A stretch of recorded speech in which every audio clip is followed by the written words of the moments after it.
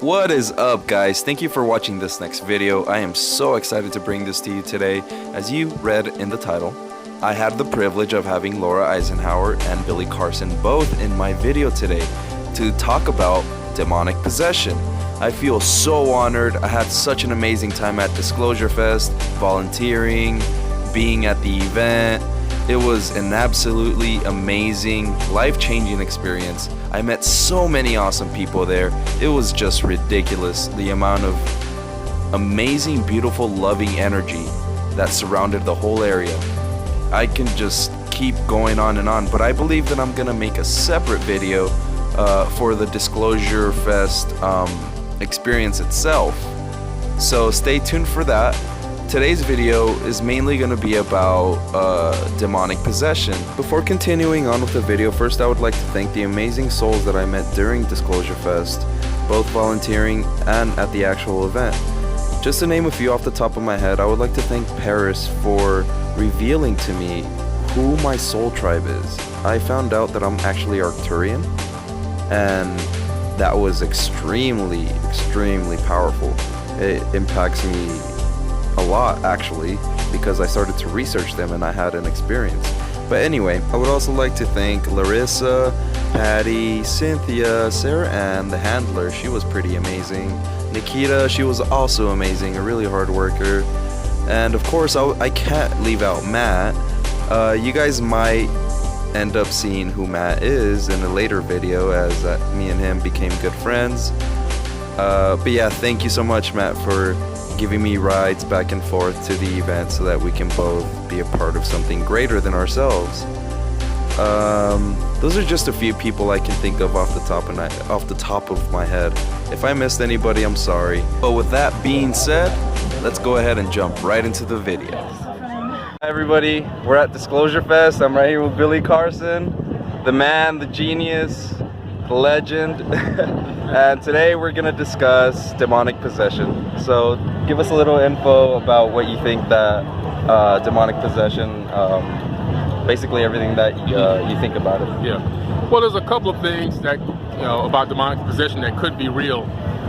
The first thing is there's a few versions of it which I'll go into, but the first version obviously is a lot of people are thinking that typically religious people. You see the priest and he's praying over a person that's supposedly been inhabited by a demon.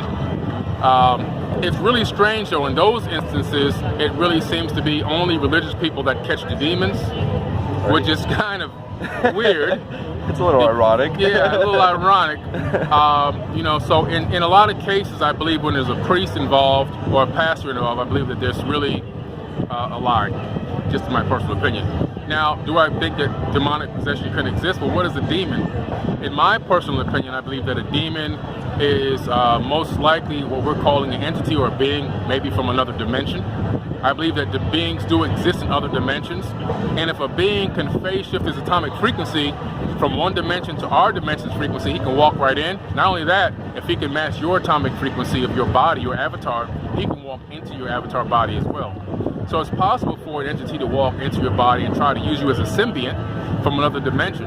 Whether it's demonic, malevolent or benevolent, I don't know. But I do believe that that's a possibility. Even in science, there's a term called quantum walkers, where it's a true possibility that a person can walk from one dimension of an avatar to another dimension directly to another avatar. This is real science. So I believe in some cases that could exist. And there's another version of it as well, where Thoth in the Emerald Tablets talks about transferring his consciousness into other empty avatar bodies. Yeah. So they would clone avatar bodies and transfer their consciousness into those avatar bodies and inhabit them for a period of time. And then when the bodies were used up, he would put the body in a regeneration chamber and transfer it to another body. But these bodies weren't humans, they looked like humans. So he said he would walk amongst men, but he was unlike a man. He was walking around in cloned avatar bodies. So there's a couple different versions of it depending on how you look at it. The typical one is where people believe that somebody was just inhabited by some type of a demon. I truly believe that the only devils that truly exist are the ones in our minds. But are there good and bad entities in the universe? Yes. So if one happens to obtain an avatar or access your avatar body, it's a possibility. But far few in between. I think that most of the people are probably being deceived. Just my personal opinion. That's a very well-educated opinion. Thank you. Wow. So what have you heard of like black goo? Have you heard anything about that? Like how supposedly there's like a bunch of references to it on movies. Like I'm not really sure what it is because I haven't really found too much information on it. Yeah. But I apparently, haven't heard about the black goo, unfortunately. Oh, really? Yeah. But apparently, the way it goes is that there's like this new substance that scientists have discovered, and it looks like a black goo, like black, I guess, Jello type of thing. And they're saying that it's alive and that it's conscious and that it can actually enter a person's body and affect them negatively. Wow. If I can remember correctly. So, and this is tied to, of course, like the movies and Alien, that little black goo that I don't know if you've seen. I've seen that. Well, it sounds like something that the government probably created and experimenting on people. And some people are saying that they're possessed by demons, but what's happening is there's sounds and voices being broadcast directly into their head on the human resonance. The scientists at military bases have already come forward. This is real peer-reviewed science. They've done experiments in laboratories and it's been on documentaries. They could take a voice and they could send it through a specific frequency and target it at any person they want and make you think that you're hearing sounds inside of your head. And that person will then begin to think that they're becoming possessed, but in true reality, it's probably the government gonna trigger you and use you for some type of mass shooting or mass killing, some type of false flag, in my personal opinion. Okay, that makes total sense because I've always felt like that's how they could possibly create terrorists. By making them think that it's Allah or whatever God that they worship that's contacting them in order that convinces them to commit those horrible acts. And so that would make total sense. A lot of people are under the MK Ultra spell and don't even know it. And they trigger people with specific keywords, key phrases, and frequencies, and they get them to do things like go shoot up schools. Wow, that's something I haven't encountered during my MK Ultra research, but I'll certainly look into it. Yeah, I will. Well, I think that's it for this video. I thank you so much for your time and your knowledge and being here at Disclosurefest. This was a really amazing event. I hope everybody that watches this comes to next year's, if it's here in LA, I'm not sure, but either way, attend all these festivals, they're amazing. Any last words that you would like? That's it. If you want more information, check me out on forbiddenknowledge.com with the number 4. Alright, I'll put the link in the description if you guys want to go check that out. Appreciate it. Alright, see you guys later. Thank you. What are your thoughts on demonic possession?